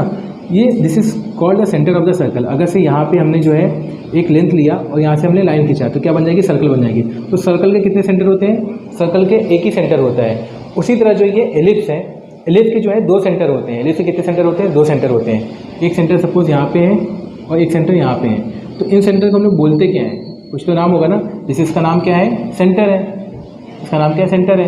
तो ये सेंटर को हम लोग क्या बोलते हैं, एलिप्स के सेंटर को हम लोग क्या बोलते हैं, इसको हम लोग बोलते हैं फोकस। तो सपोज ये फोकस 1 है और ये क्या है, फोकस 2 है। तो एलिप्स के सेंटर को हम लोग क्या बोलते हैं, फोकस बोलते हैं। क्या बोलते हैं, फोकस। तो एलिप्स के कितने फोकस होते हैं, 2 फोकस, फोकस 1, फोकस 2। अगर से आप इसको एक साथ में बोलना चाहो तो एलिप्स में क्या होता है, फोकाई होता है। फोकाई मतलब क्या होता है, 2 सेंटर है ना, 2 फोकस। फोकाई क्या है, प्लूरल है, फोकस क्या है, सिंगुलर है। तो अगर से आप इसको जो है एक साथ में बोलना चाहोगे कि एलिप्स में होता क्या है, तो क्या होता है, फोकाई होता है। फोकाई अंडरस्टूड है, अंडरस्टूड। फोकाई मतलब क्या होता है, 2 फोकस। कितना हो जाएगा, 2 फोकस, फोकस 1 एंड फोकस 2। समझ में आया। तो आपको ये टर्म्स याद रखने हैं जो मैंने आपको टर्म्स बताया। कौन है, कौन को अगर से आप इसको इंक्लाइन कट करेंगे तो आपको क्या मिलेगा, जो चीज़ मिलेगी आपको उसको हम लोग क्या बोलते हैं, एलिप्स बोलते हैं। एलिप्स में क्या होता है, 2 फोकस होता है। एलिप्स में क्या होता है, 2 फोकस, एक फोकस 1, एक फोकस 2। जैसे सर्कल में सेंटर होता है वैसे एलिप्स में 2 सेंटर होता है जिसको हम लोग क्या बोलते हैं, फोकस बोलते हैं। दोनों को एक साथ अगर से आप बोलेंगे तो उसको हम लोग क्या बोलेंगे, फोकाई बोलेंगे। इतना कॉन्सेप्ट क्लियर है। अब ध्यान से सुनिए। अब पहला लॉ समझते हैं। पहला लॉ क्या है, the orbit of a planet is an ellipse with sun at one of the foci, with sun at one of the foci. अब यहाँ पे वर्ड क्या आ गया, फोकाई आ गया। मैंने आपको क्या बताया, एलिप्स के अंदर 2 फोकस होते हैं। दोनों को साथ में पढ़ोगे तो फोकाई पढ़ेंगे। तो क्या लिखा है, with the sun at one of the foci, मतलब कि कोई भी एक फोकस पे है ना, कोई भी एक फोकस पे हम लोग क्या, यहाँ पे क्या रहेगा, सन रहेगा। यहाँ पे क्या रहेगा, सन। तो कोई भी एक फोकस पे क्या रहेगा, सन रहेगा। और the orbit of a planet is an ellipse. तो ये जो सन है और यहाँ पे जो ऑर्बिट है, ठीक है, जहाँ पे ये प्लेनेट क्या करेंगे, रिवॉल्व करेंगे। जहाँ पे ये प्लेनेट क्या करेंगे, रिवॉल्व करेंगे। इसको हम लोग क्या बोलते हैं, ऑर्बिट बोलते हैं। इसको हम लोग क्या बोलते हैं, ऑर्बिट। तो केप्लस का पहले ही लॉ ये है, केप्लस क्या बोलते हैं, the orbit of a planet is an ellipse. जहाँ पे प्लेनेट क्या करेंगे, सन के अराउंड में क्या करेंगे, रिवॉल्व करेंगे, उसको हम लोग क्या बोलते हैं, ऑर्बिट बोलेंगे। वो ऑर्बिट किसकी होगी, एलिप्स की होगी, है ना। जो एलिप्स की ऑर्बिट है वहाँ पे एक फोकस पे क्या रहेगा, सन रहेगा, ठीक है, और दूसरा आपका क्या है, फोकस है। सन यहाँ पे भी हो सकता है, यहाँ पे भी, कोई भी फोकस। ऐसा नहीं बोला कि यहाँ पे रहेगा, F2 पे जो है सन रहेगा, ठीक है। यहाँ पे क्या बोला है, with the sun at one of the foci. तो यही केप्लस का पहला लॉ है, the orbit of a planet. यहाँ पे प्लेनेट क्या करेंगे, रिवॉल्व कर रहे हैं। The orbit of a planet is an ellipse with sun at one of the foci. This is called the Kepler's first law. चलिए सेकेंड लॉ देखते हैं। सेकेंड लॉ जो है बताने के पहले मैं आपको थोड़ा एक्सप्लेन करता हूँ। यहाँ पे कुछ चीज़ें बनाता हूँ। ये क्या है, फोकस। यहाँ पे फोकस है और यहाँ पे क्या है, केप्लस का पहला लॉ क्या बोलता है, the orbit of a planet is an ellipse with sun at one of the foci. तो एक फोकाई पे है ना, ये फोकस 1 है और ये क्या है, फोकस 2 है। तो किसी एक फोकस पे क्या है, सन रखा हुआ है ना। किसी एक फोकस पे क्या है, सन है। किसी एक फोकस पे क्या है, सन है। अब यहाँ पे देखिए, हम लोग यहाँ पे लेट करते हैं। सपोज ये प्लेनेट ए है, ये प्लेनेट क्या है, बी है, और ये प्लेनेट सपोज क्या है, सी है, और ये प्लेनेट क्या है, सपोज डी है ना। प्लेनेट ए, प्लेनेट बी, प्लेनेट सी, प्लेनेट डी, ये सब प्लेनेट क्या करेंगे, एलिप्स की ऑर्बिट में क्या करेंगे, रिवॉल्व करेंगे। एलिप्स की ऑर्बिट में क्या करेंगे, रिवॉल्व करेंगे। अब ध्यान से देखिए second law, the line joining the planet and the sun. The line joining the planet and the sun. तो ये सन है और ये प्लेनेट है, इनके बीच की जो लाइन है, देखिए ये line, the line joining the planet and the sun. हमने प्लेनेट को और सन की लाइन को क्या मैंने क्या किया, ज्वाइन किया। The line joining the planet and the sun. Planet A और सन, इनके बीच की जो है डिस्टेंस को हमने क्या किया, एक लाइन से ड्रॉ किया। प्लेनेट बी और ये सन, प्लेनेट बी और सन के जो बीच का डिस्टेंस है उसको मैंने क्या किया, लाइन से ज्वाइन किया। उसी तरह सिमिलरली प्लेनेट सी और सन, इनके बीच के जो डिस्टेंस है उसको मैंने लाइन से क्या किया, ज्वाइन किया। सिमिलरली प्लेनेट डी और ये क्या है, सन है, इनके जो बीच का डिस्टेंस है इसको मैंने क्या किया, लाइन से ज्वाइन किया। अब देखिए ए और बी, प्लेनेट ए और प्लेनेट बी, प्लेनेट ए और प्लेनेट बी, इनके बीच में जो ये यहाँ पे जो जगह दिख रही है ना, ये जो जगह है, ठीक है, ये जो डिस्टेंस है ना, तो इसको हम लोग क्या बोलेंगे, इसका एरिया हो जाएगा। ये क्या हो जाएगा, इसका एरिया। फॉर एग्जांपल सर्कल है, अब बोलेंगे find the area of circle. तो सर्कल का एरिया मतलब क्या हो गया, ये है ना, यही तो आपको फाइंड करना होता है, find the area of circle. Formula लगाते हैं पाई आर स्क्वायर। तो यहाँ प्लेनेट ए और प्लेनेट बी और ये सन, ठीक है, तो सन से लेके जो है प्लेनेट ए और प्लेनेट बी के जो डिस्टेंस है, अंदर जो जगह हैं, उसको हम लोग क्या बोलेंगे, एरिया बोलेंगे। उसी तरह प्लेनेट सी और प्लेनेट डी, यहाँ पे जो डिस्टेंस है, जो जगह है, उसको हम लोग क्या बोलेंगे, ये इसका एरिया हो जाएगा। अभी ध्यान से देखिए, ये प्लेनेट ए है और ये प्लेनेट बी है, ठीक है।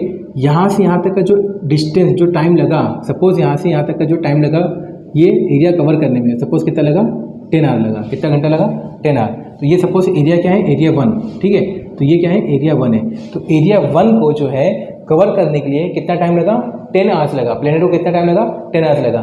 समझिए बात को। हाँ, उसी तरह ये क्या है, दिस इज कॉल्ड एरिया 2, है ना।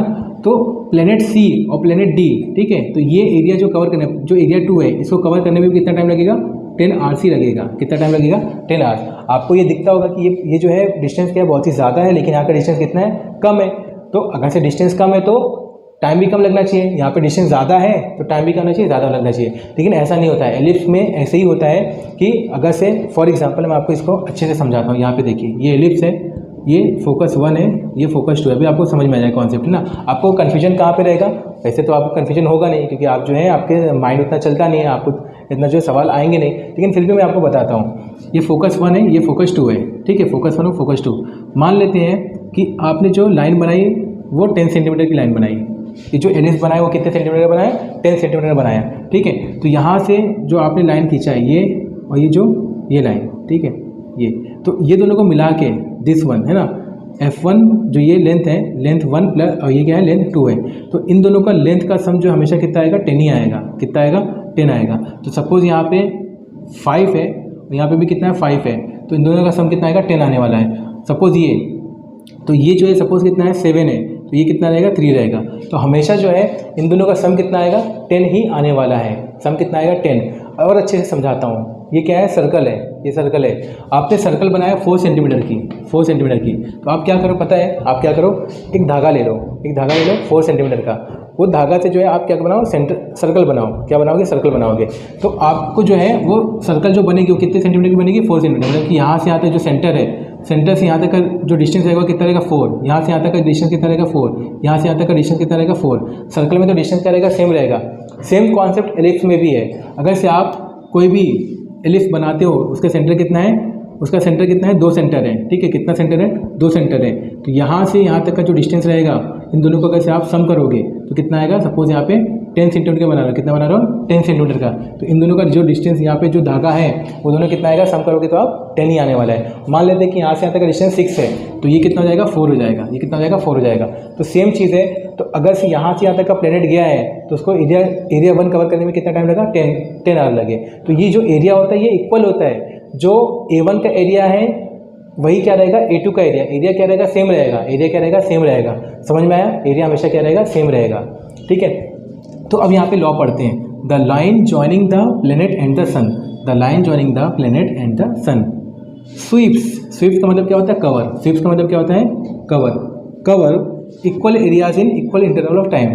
तो जो एरिया रहेगा, ठीक है, जो ये लाइन है, ठीक है, it covers equal area in equal interval of time.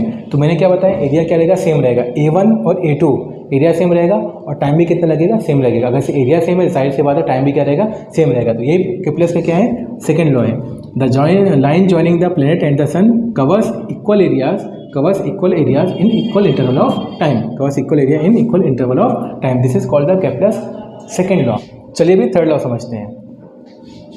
Suppose मैं एक एलिप्स बनाया, ठीक है। ये एलिप्स का एक फोकस है, फोकस, और दूसरा फोकस क्या था, यहाँ पे सन था। दूसरे फोकस पे क्या था, सन था। सपोज यहाँ से यहाँ तक का एक प्लेनेट है, प्लेनेट A, और यहाँ से यहाँ तक का जो है एक प्लेनेट क्या है, B है। यहाँ से यहाँ तक का जो प्लेनेट है वो क्या है, C है। यहाँ से यहाँ तक का जो ये प्लेनेट क्या है, D है, ठीक है। तो A B C D क्या है, प्लेनेट्स हैं जो सन के ऑर्बिट में क्या कर रहे हैं, रिवॉल्व कर रहे हैं, है ना। जो आपका केप्लर्स क्या था, फर्स्ट लॉ था। The orbit of a planet is an ellipse with the sun at one of the foci, ठीक है। अभी यहाँ से देखिए, ये जो सन है, ठीक है, फॉर एग्जांपल जैसे ये सर्कल है, सर्कल के सेंटर से लेके यहाँ तक का क्या होता है, रेडियस होता है। ये क्या होता है, रेडियस होता है। तो इसी तरह हम लोग यहाँ पे लेट कर लेते हैं। यहाँ से यहाँ तक का जो डिस्टेंस है इसको हम लोग ले लेते हैं R।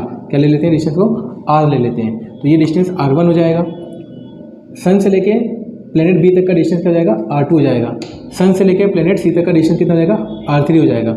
और सन से लेके प्लेनेट D तक का डिस्टेंस कितना हो जाएगा, R4 हो जाएगा। सपोज एक और प्लेनेट लेते हैं, प्लेनेट E। सन से लेके प्लेनेट E तक का डिस्टेंस क्या हो जाएगा, R5 हो जाएगा। क्या हो जाएगा, R5। तो अब मेरी बात ध्यान से सुनना बच्चों।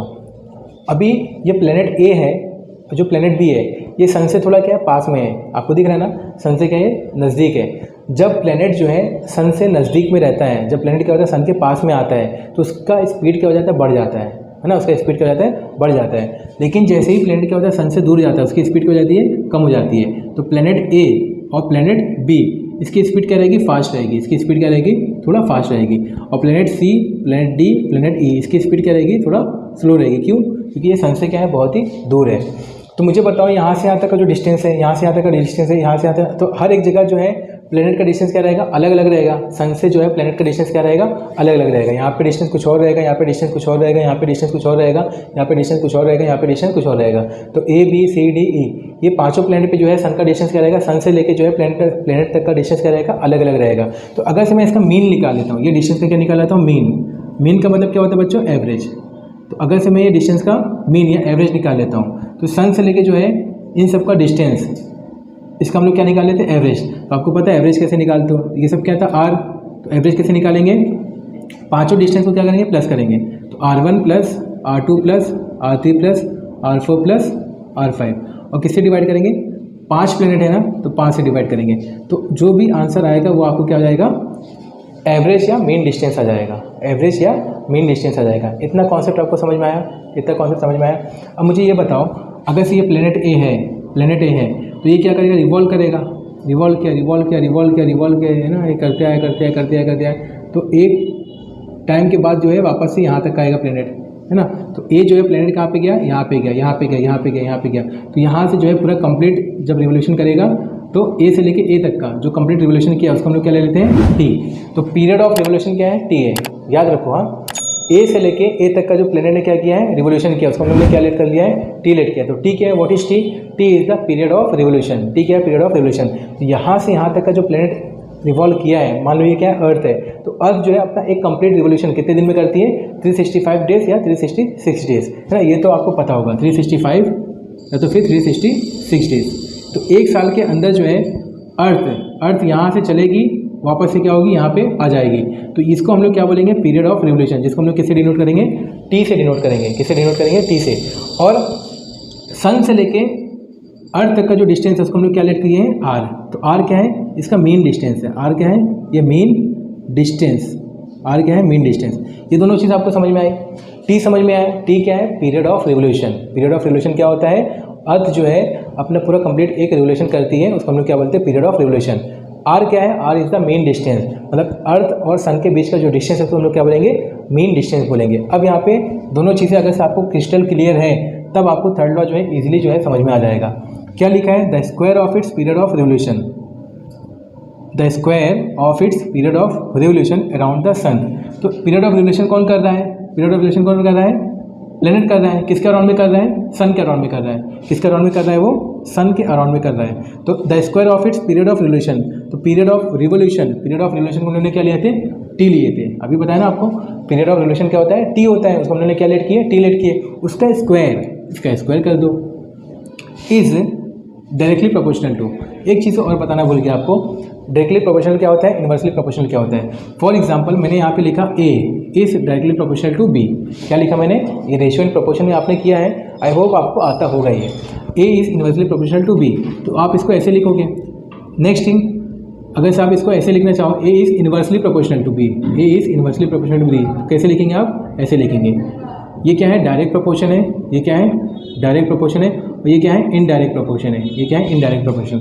इसको आप कैसे पढ़ेंगे, A is directly proportional to B, इसको आप कैसे पढ़ेंगे A is inversely proportional to B. इसका मतलब क्या होता है, अगर से ए जो है बी के डायरेक्टली प्रोपोर्शनल है तो अगर से ए की वैल्यू बढ़ेगी तो बी की वैल्यू भी क्या होगी बढ़ेगी। अगर से ए की वैल्यू डिक्रीज होगी तो बी की वैल्यू भी क्या होगी डिक्रीज होगी।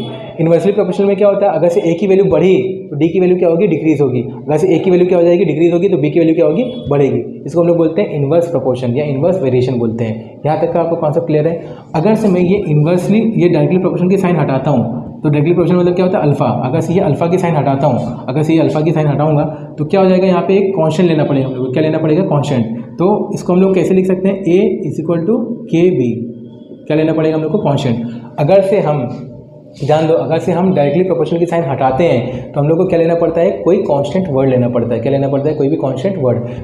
कांस्टेंट अल्फ़ाबेट लेना पड़ता है। तो कांस्टेंट अल्फ़ाबेट हमने क्या ले लिया, के ले लिया, और ये इन्वर्स डायरेक्टली प्रोपोर्शनल के साइन हटा के हमने क्या लिख दिया, ए इज इक्वल टू के बी। तो ये कॉन्सेप्ट आपको क्लियर है। अब यहाँ पे देखते हैं ये कॉन्सेप्ट का भी यूज़ यहाँ पे होगा, इसलिए मैंने आपको ये समझाया।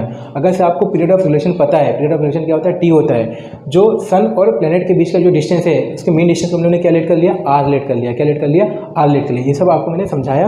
अब यहाँ पे लॉ पढ़ते हैं।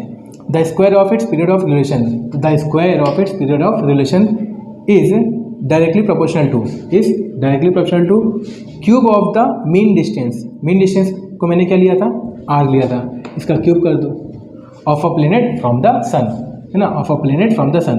तो आर क्या है, R is the mean distance from the planet and the sun. समझ में आया। तो ये था केप्लर्स का थर्ड लॉ। इसको अगर मैं और एलिब्रेट करूँगा तो टी स्क्वायर, मैंने अभी बताया, अगर से ये डायरेक्टली प्रोपोर्शनल की साइन हटाएंगे तो हम लोग यहाँ पे क्या लेंगे, कोई भी एक कांस्टेंट वेरिएबल लेंगे। तो क्या लिखेंगे, T square is equal to K R cube. इसी को हम लोग क्या बोलते हैं, केप्लर्स थर्ड लॉ। इसको और अगर से लिखना चाहो तो आप ऐसे लिख सकते हो, K is equal to T square, R यहाँ पे क्यूब क्या हो रहा है, मल्टीप्लाई हो रहा है, यहाँ पे आके क्या हो जाएगा, डिवाइड। तो ये भी है। तो आप ऐसे लिखो, ऐसे लिखो, ऐसे लिखो, तीनों क्या है, एक ही बात है। इसी को हम लोग क्या बोलते हैं, केप्लर्स का थर्ड लॉ। तो आई होप आपको ये तीनों लॉ अच्छे से समझ में आया होगा। मैंने बहुत ही मेहनत किया समझाने के लिए, तो आई होप आपको ये टॉपिक समझ में आया होगा। चलिए बच्चों, हमने केप्लर्स का तीनों लॉ देखा। केप्लर्स के लॉ के ऊपर आपके टेक्स्ट बुक में जो है पीछे क्वेश्चन लिखा हुआ है। क्या लिखा है question, let the period of revolution of a planet at a distance R from a star be T, prove that if it was at a distance of 2r from the star its period of revolution will be √80। कुछ आपको समझ में आया। तो चलिए यहाँ पे मैं आपको समझाने वाला हूँ, बहुत ही इजी तरीके से समझाऊंगा, आपको समझ में आएगा, ठीक है। तो चलिए यहाँ पे देखते हैं। तो सबसे पहले यहाँ पे बोला क्या क्वेश्चन, मैं आपको वो एक्सप्लेन करता हूँ, है ना, क्योंकि आपको ये सब चीज़ें जो लैंग्वेज लिखी हुई है आपको शायद समझ में नहीं आ रही होगी। मैं आपको समझाता हूँ। सपोज़ यहाँ पे क्या है, एक एलिप्स है, और ये सपोज़ क्या है, एक फोकस है। यहाँ पे ये क्या है, सन है, ये क्या है, सन है। तो यहाँ पे बोला क्या है कि ये जो सन है, सन को मैं डॉट से दिखाता हूँ, यहाँ पे लिखा हुआ है एस, ठीक है, ये सन है। सन से जो एक स्टार है, यहाँ पे क्या है, स्टार, एक प्लेनेट है, स्टार है, ठीक है। यहाँ से यहाँ तक का जो स्टार और सन का जो डिस्टेंस है, वो डिस्टेंस कितना दिया, आर दिया हुआ है। वो डिस्टेंस कितना दिया हुआ, आर। समझे, सन से लेके स्टार तक का डिस्टेंस कितना दिया हुआ है, आर दिया हुआ है, ठीक है। और यहाँ से लेके स्टार जो है, स्टार का पीरियड ऑफ रिवोल्यूशन कितना दिया हुआ है, टी दिया है, कैपिटल टी। तो पीरियड ऑफ रिवोल्यूशन कितना दिया हुआ, कैपिटल टी दिया है। फिर आगे क्या दिया है, if it was at a distance of 2r, prove that. आपको प्रूफ क्या करना है, मान लेते हैं कि ये प्लेनेट है, एलिप्स है, ठीक है, ये फोकस है, और ये क्या है, सन है, और यहाँ से लेके यहाँ तक का स्टार है। अब यहाँ पे जो सन और स्टार्स, यहाँ का डिस्टेंस कितना दिया है, नया डिस्टेंस कितना दिया है, 2r दिया है। तो आपको प्रूफ क्या करना है, प्रूफ करना है जो पीरियड ऑफ रिवोल्यूशन है, जो नया पीरियड ऑफ रिवोल्यूशन है वो कितना है, √8t है। न्यू पीरियड ऑफ रिवोल्यूशन कितना है, √8t। ये आपको प्रूफ करना है। कुछ समझ में आया, वापस से देखिए। एलिप्स है, फोकस है, सन है, सन से लेके स्टार तक का जो डिस्टेंस दिया है, स्टार याद करो वो फिगर केप्लर्स का थर्ड लॉ, आर था ना, distance of planet from the sun कितना था, आर लिया था हम लोग ने। वैसे ही जो है distance of star and the sun, ये कितना दिया, कैपिटल आर दिया हुआ है। और इनका जो पीरियड ऑफ रिवोल्यूशन कितना है, वो टी है। पीरियड ऑफ रिवोल्यूशन कितना है, टी है। आपको प्रूफ क्या करना है, सन से लेके स्टार तक का अभी जो नया डिस्टेंस है, सन से लेके स्टार तक का जो नया डिस्टेंस है, न्यू डिस्टेंस, वो कितना है, 2r। ये क्या है, न्यू डिस्टेंस है, ये क्या है, न्यू डिस्टेंस, न्यू डिस्टेंस। तो न्यू डिस्टेंस है, तो आपको क्या फाइंड करना है, न्यू टाइम, न्यू टाइम। तो न्यू पीरियड ऑफ रिवोल्यूशन आपको √8t ये प्रूफ करना है। ये क्या करना है, न्यू टाइम जो है ये √8t क्या करना है, प्रूफ करना है। तो चलिए यहाँ पे देखते हैं, क्या देखते हैं, यहाँ पे दिखते हैं। तो यहाँ पे क्या लिखेंगे, डिस्टेंस, क्या लिखेंगे यहाँ पे, distance from the sun, distance from the sun, ये कितना था, कैपिटल आर, ठीक है। अब यहाँ पे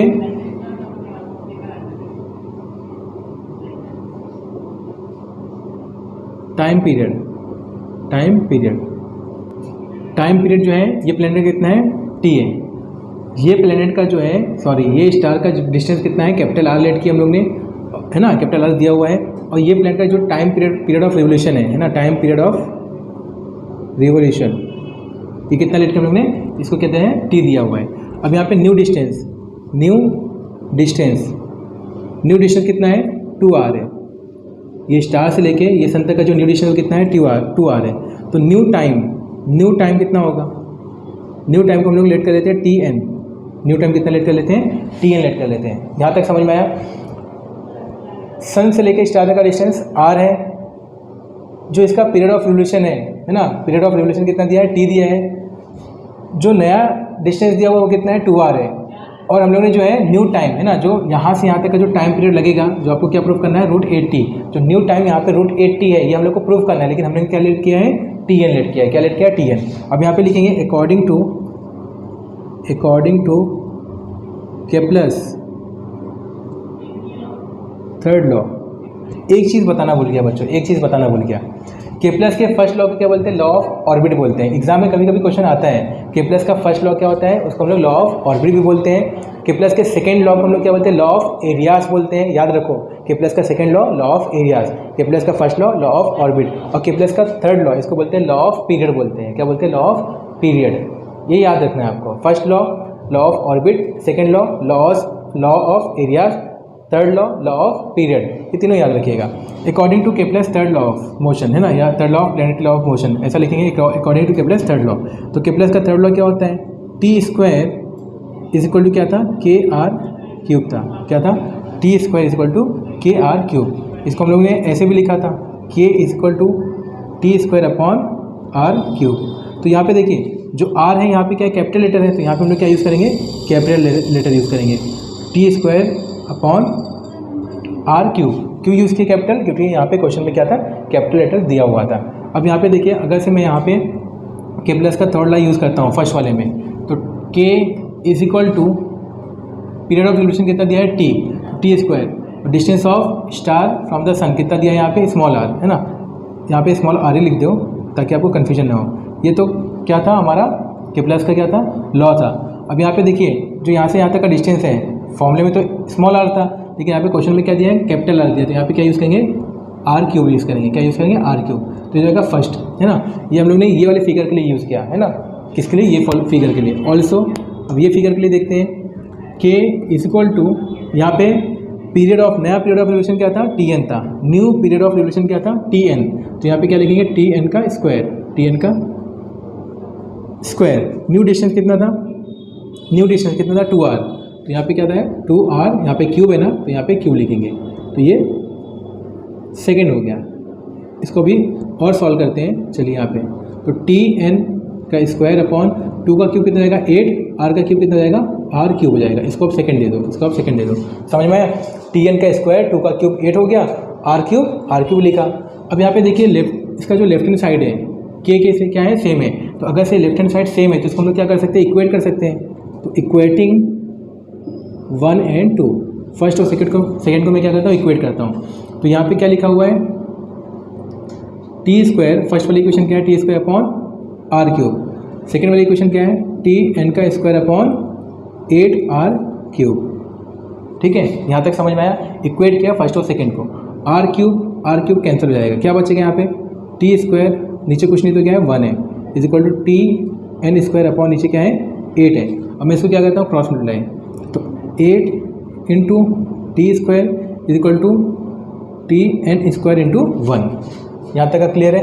अब यहाँ पे ध्यान से देखिए, यहाँ पे मैं क्या करता हूँ, स्क्वायरिंग बोथ साइड करता हूँ। क्या लिखूँगा, sorry, taking square root both the side, taking square root both side. Square root ले लेता हूँ, 8 का स्क्वायर रूट ले लेता हूँ इंटू T² का भी क्या करूँगा, स्क्वायर रूट लूँगा। यहाँ पे बोथ साइड स्क्वायर रूट ले रहे हैं ना, इज इक्वल टू Tn²। इसका भी क्या लेता हूँ, स्क्वायर रूट। इसका भी स्क्वायर रूट लिया मैंने, इसका भी स्क्वायर रूट लिया, इसका भी स्क्वायर रूट लिया, taking square root both the side. अब देखो, ये स्क्वायर से ये स्क्वायर रूट कैंसिल, ये स्क्वायर से ये स्क्वायर रूट कैंसिल। यहाँ पे क्या बचेगा, √8 into T is equal to Tn। तो अपने को यही प्रूफ करना था, न्यू टाइम क्या प्रूफ करना था, √80 आ गया यहाँ पे। तो यहाँ पे क्या लिखेंगे, हेंस प्रूफ्ड। तो ये जो है आपका केप्लर्स के लॉ के ऊपर बेस्ड था, जो कि आपका टेक्सचुअल क्वेश्चन था, जो मैंने आपको क्या किया, इसको समझाया। आई होप आपको ये समझ में आया होगा। तो बच्चों, आज यहीं तक करते हैं। नेक्स्ट जो टॉपिक है आपको लेक्चर 2 में मिलेंगे, तो मिलते हैं आपको लेक्चर 2 में। तो आई होप आपको ये समझ में आया होगा। अगर से कॉन्सेप्ट अच्छा लगा तो लाइक करिएगा, अपने दोस्तों के साथ वीडियो को शेयर करिए, चैनल पर न्यू हो तो सब्सक्राइब करना मत भूलिएगा। थैंक यू फॉर वॉचिंग, मिलते हैं नेक्स्ट वीडियो में, बाय बाय, टेक केयर।